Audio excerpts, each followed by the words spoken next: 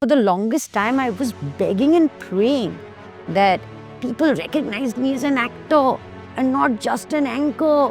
And I was having this struggle inside me. I was made to win by my mom. An actor, an author, and a host, Kubbra Sait. We've been very, very close to each other, but we've also not been very, very close to each other. I was bullied for my name, I was bullied for my hair, I was bullied for the color of my eyes, which all I guess is a plus point today. I wrote in my journal just the other day, it takes people who are far away from your life to tell you how close you've come to your dream, because you don't see it, you're in the dream.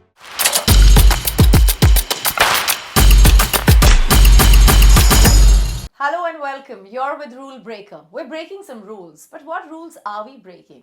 Kubbra Sait, welcome.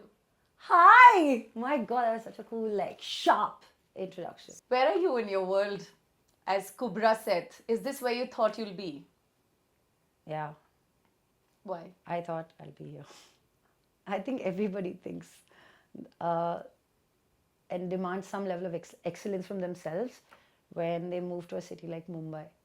It's a very demanding city. It's a very enterprising city. It's a very infectious city. And yeah, it demands a lot of you. And I think I was prepared to be that child, who'll get it. I was made to win by my mom. She had ultimate faith in me. She still has ultimate faith in me, right? Sometimes it's a pressure. Sometimes. A lot of times. But here we are. I mean, I've understood that I respond well to kindness. I learn better in calmer environments. But this is something that I didn't know. I thought I took a lot of pride in pressure. But to answer your question, I guess that pressure did give me a vision that someday I might be somewhere close to this.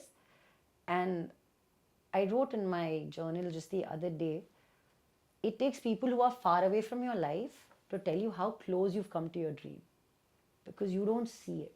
You're in the dream. And I am living the life. I love that. You know, Mumbai can be kind, but it can be manic. And you've been around juggling so many things. Yeah. But what I love about it, a bit like Mumbai, is the versatility of the work you're doing. Some days you are in those large gowns on the top of a podium talking about the big awards, but on another day, you've got a gun in the back pocket and you're out there with that. Tell me what excites you about this versatility and why do you crave it? I don't think so this answer is going to be a little long because I worked it out with my therapist. Yeah, so this is not like, hey, Okay. कैसे सवाल पूछ लिया types. You planned for this. Yeah, no, I mean, it took a lot of years of therapy to understand who you are and why you are the way you are, right? Yeah. And I guess that's a gift that everyone should give themselves. I think therapy is to understand who you are inside out, because we all just play a lot. So I guess when as a child, I had gone super inwards because of the bullying and, all of that in school. What bullying? Like, I was bullied for my name, I was bullied for my hair, I was bullied for the color of my eyes, which all I guess is a plus point today. Like, none of it is something that I wish I didn't have. Yeah. I am very, very happy that What did they find odd about these? Children's green eyes, don't believe her, cobra, snake. And then you grow up and the jokes get just even more wild, right? But no, as a child, I didn't know how to deal with it. I felt very isolated. I felt very cut away from things. But when I was 13 years old, I was very, very fortunate to go through a personality development program, followed by an esteem building program. And imagine all of this is happening at very, very early years of your life. And maybe it took me another 20 years to integrate all of that inside me. But I feel when I went so deep inside, I was just able to blossom. I was able to see the love of, theater. I was able to be okay around crowds. I was very confident in my skin. There were a lot of things. And then life was happening in the middle of all of this, right? But there were certain things that I really drew instantly towards. I worked at Microsoft. I knew I couldn't last there too many years, so I lasted there for 3. But somehow I did not have this need to be someone else. That's not the reason why I became an actor. I became an actor because what else do? You come to Bombay and why you came to Bombay? To become an actor. Heroine banegi kya? So that's why I came to Bombay. But I think through the course of these years, being a host where I am truly myself, Yeah. to then being on screen and playing different characters where I'm only channeling everything that I know and I don't know through like different people's lives that I'm living. I think when I started getting those really yummy parts, like I've got some yummy parts to be extremely, extremely proud of, Yeah. I'm very fortunate. I'm extremely So fortunate. tell me something, when you look, This feeling of feeling different people, yeah, I think that's what keeps me going every day. do you tell yourself in the morning that, hey, listen, I want to do something new, and then go chase it? Because sometimes you can have a great deal of sameness even as an actor. Yeah, you can. So my acting teacher once told me something beautiful. He said, all of us have that 8-color crayon pack. That's what we paint different emotions with, right? We all have them. But you know that child in school who had that 16-color crayon? Yeah. And then that other child were 24. So I feel as actors, we're just like learning the tools and increasing our color pack.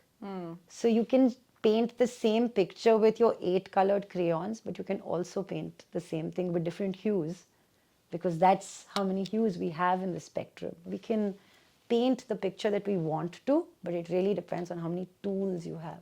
Yeah. So I'm in the process of learning those tools and then being able to apply it through different stories with different filmmakers. And that's how I'm building my repertoire. So yes, you can paint the same pictures, but it really depends on how many tools you have, I guess. So, there's a question I've been asking a bunch of people in the entertainment industry. Earlier, it was very important for people to get that one bit right, which is, I'm going to act and I'm going to focus on acting. But today, I see everybody's talking about a repertoire. They want to do different things. They want to be stage actors, they want to be hosts, they want to be singers, they want to be great at radio, great in person. Do you think that's a voracious need to stay relevant? Or is it just tick boxing a bucket list? Such a cool question. That is such a cool question. I can't answer this question for everybody else, but I can answer it for me. I looked at the entertainment space as a very big, ecosystem with just too many wonderful things going on. And you can be truly anybody and everybody you want to be, because everything that you're creating in this realm of entertainment Yeah. is connected to some form of art. So I feel as far as you are just playing and dancing around, and every art form in this very large entertainment ecosystem has a tool somewhere present. Every part of art has this one tool hidden Yeah. there. So I guess if you are just excited enough to express, then you'll find different ways to express. Like I wrote a book. That was Yes. one way of expression. I'm on stage, then I'm channeling a different part of me, a different expression. Yeah. But why? My question is for you to double click on the why. I guess it is sometimes the need to stay relevant. It's a very challenging atmosphere. But when has it not been challenging? Every phase has had it. Like I remember making PPT presentations, yeah, and I've sent emails out to people. I have sent them out to people with my pictures, with my mug shots, with links on YouTube of the shows I've hosted. I guess I wanted to tell people how good I am and what is my repertoire, and why hide it? Yeah. Some people do it truly for themselves, but I'm not devoid from the fact that I live in a very expensive city called Mumbai and I have bills to pay. And yes, I like to live well and I like to really enjoy the perks of doing what I'm doing. There are Yeah. perks to what we do. So if I'm able to, build a larger range of perks, because see, when I was hosting events and probably didn't have the attached, like I was popular. I hosted those 200 people in the room would see me somewhere and be like, supermarket mein you were there, na? At that annual event? Yes, that was me. Yeah. That's happened. Yeah. But back in the day as well, I used to travel a lot. Yeah, I still travel. Like one of the things on my lists every year is to visit a new country, a country that I've never been. So I am learning and just flowing and like enjoying, and that's building my repertoire. Yeah. And now that it's there, why not? Put it out there. Yeah. But I guess it's some way of outlets. It's like emptying your cup. You learn all of this and you put it somewhere. And fill it up again. And we're public figures, so it reaches people. Yeah. So let's pick some parcels of it. I want to stick with entertainment for a little while and talk about the importance of, on one side, this massive diversity of platforms and this opportunity to go beyond a nepo child in a build, in an industry built or fueled by nepotism. But on the other hand, also just a lot of social validation, a lot of marketing, a lot of planning. I mean, it's a machinery, right? So sometimes it seems like they're contradicting, because on one hand, there's opportunity finally for people who needn't have backgrounds. But guess what? We had to fit into this machinery and make it work. Yeah. So tell me a little bit about that strength, struggle, somewhere in between. I've made very clear peace with my mind. Yeah. I'm here, and this is as much as it is a culture when you find the right people to collaborate with. It's still very much today run by corporates. I feel different for people who have lived in Bombay, who have their homes here. They don't have rents to pay. But when an outsider comes in, it is truly coming in from the outside. The basic changes. It's like, do I have a roof over my head? Do I have that meal in my stomach? I knew I came in with artillery. I had worked, I had saved money to come here, and I wanted to always pursue a calculated risk Yeah. of my dream. And then I just kept that up. So I didn't come in here thinking that, I'm going to wait for that perfect break, or I'm only letting my art speak for myself. Yes, it does, because Alhamdulillah, today I do get opportunities. I'm there. Yeah. But not without all the trial and error that you had to work around. Yeah, but that requires, of course, resilience, but it also requires certain money. So I was hosting events. That was helping me run the show. I was going in for auditions, and then I took acting very seriously. So I hosted events for 8 years. Again, I saved some money. And then I went into this. So, I love the way you select your roles, but I want you to tell me, how do you see, when you see, if Kubbra was the audience and she would see Kubbra, what is her favorite manifestation of an actor? So far, you mean? Yeah, yeah. There are a few here. Tell. I'm very proud of Farah in Foundation, which is on Apple TV. There's this character I played called Meher Salam, which was right at the back of Sacred Games. And people hadn't known, like Sacred hadn't released, but I was Yeah. still talking about it within close circles. I said, I think kuch kiya hai yaar. And one of my friends, Samar Khan, at that time asked me to play this character called Meher Salam, which is in a show called Illegal. And she plays a lady who's on death row, but she hasn't been hung because we don't have female executioners in our country. Banging role. I think as an audience, the one complaint that I would have from Kubbra is like, small roles, she does small roles. But I think I'm just building my repertoire. I'm building my range.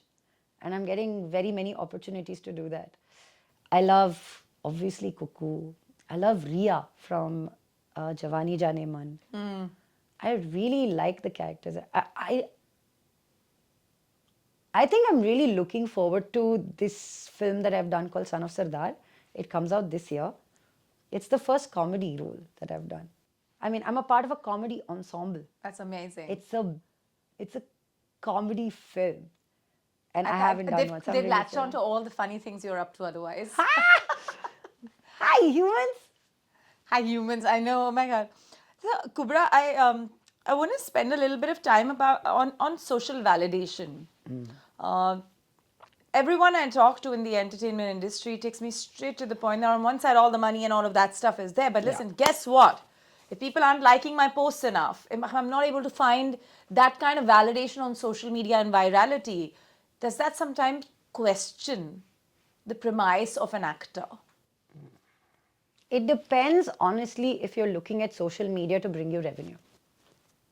If you're not looking at that as a metric, then just please be yourself. Is this the thinking process of those who bet on you? Because eventually social media If is you can't a part. bet on yourself, then what are you waiting? You can't have other people bet on you.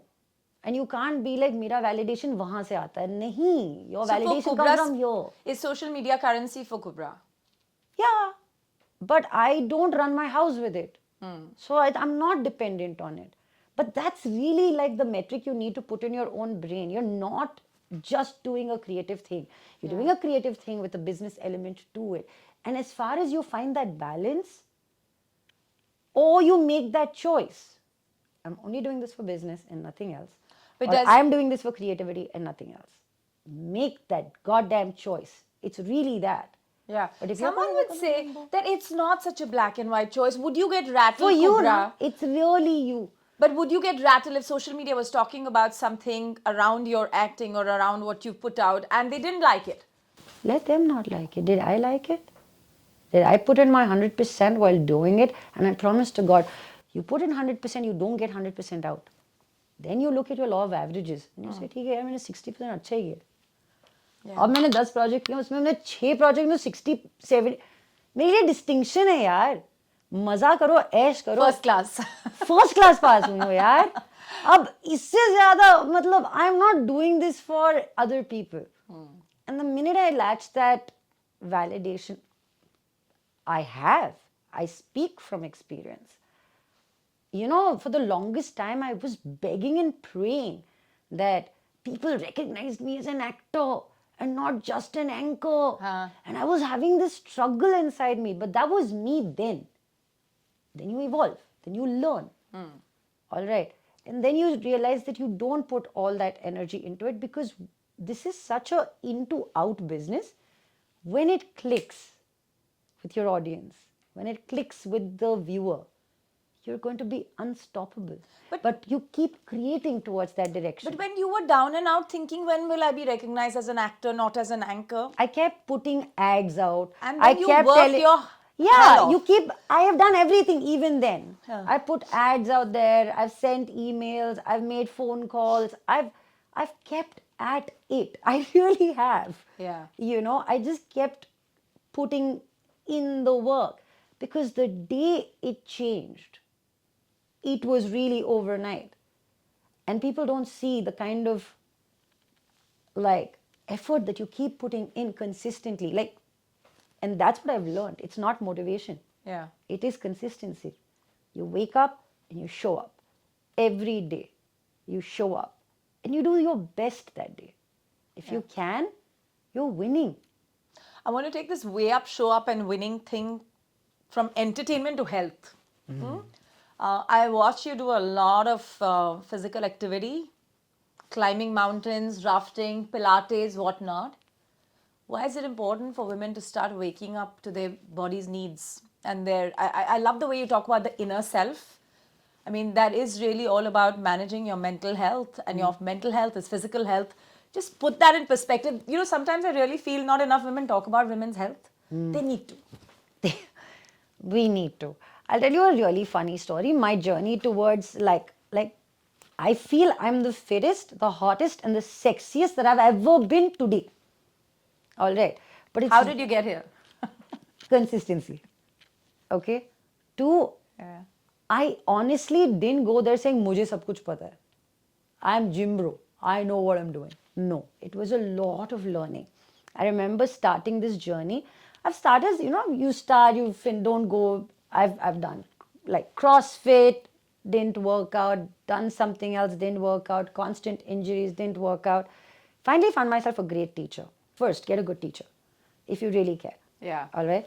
Two, please do what your teacher says if you believe this teacher. Don't follow fads on Insta. My teacher told me that my workouts needed to be supplemented with physiotherapy because I had to open up certain muscles that were very firmly jammed, or my range of motion wouldn't increase. And I never went for 2.5 years. So while some parts of me were getting stronger, the other parts of me were getting cramped. And holding you back.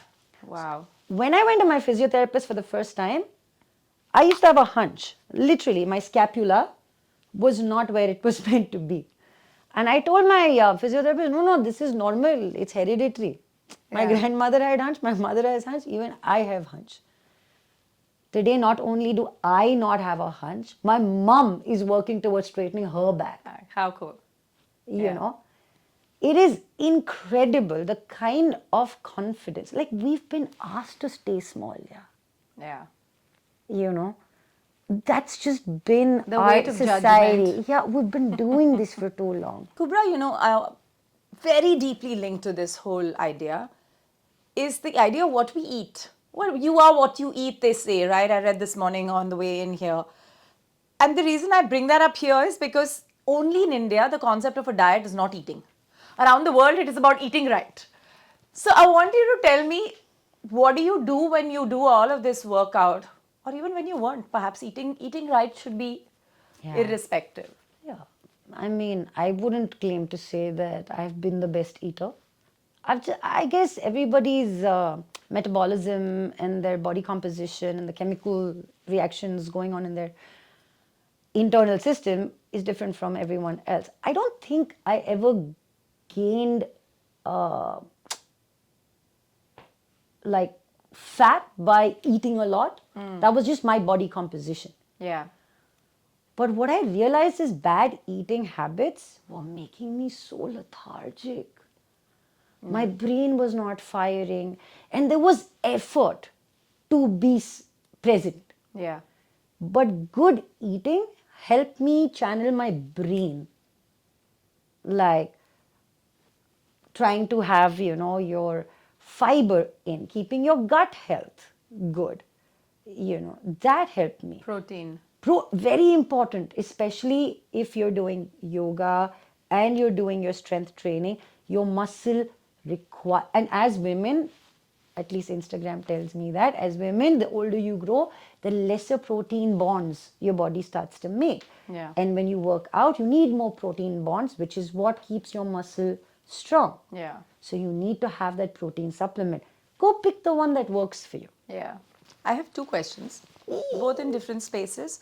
I'll go with the first one around your relationship with your mum. I've known your mum and I've seen her as like this sort of very important figure in your life. And you talk about it, you write about it. What's that relationship been and what makes it both fierce and special?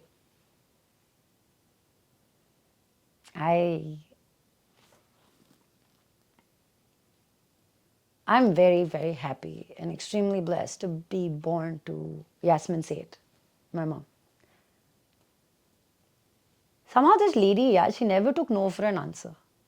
She always created her own way. She always persevered. And she did this because she wanted her children to do well from whatever she could see. Yeah. Her first level of doing well was basic education. She got that for us. I can sit here today and, bring 10 complaints up, and I promise to God I have done that 1 billion times over across the range of years that I have spent with my mom. I've had all kinds of, things said to her. Because I guess we were just figuring our relationship out. We've been very, very close to each other, but we've also not been very, very close to each other. We were only helping each other from the way we understood. I guess that's what a mom and a first child, especially if that child is a daughter, that relationship is. It's a different relationship. But I am who I am because of her. And I'm very, very happy and extremely proud to say that I have a parent and I have a mom who has put in the work that it requires. 3 words that describe this relationship or its outcomes. Relationship for me is a place where you don't feel you are walking on eggshells all the time. No conversation, no subject is off limits. And 3, the place where you can laugh wholeheartedly, like where your stomach hurts and your eyes tear up. And I know I've had that with my family. That's great. Thank you for joining us.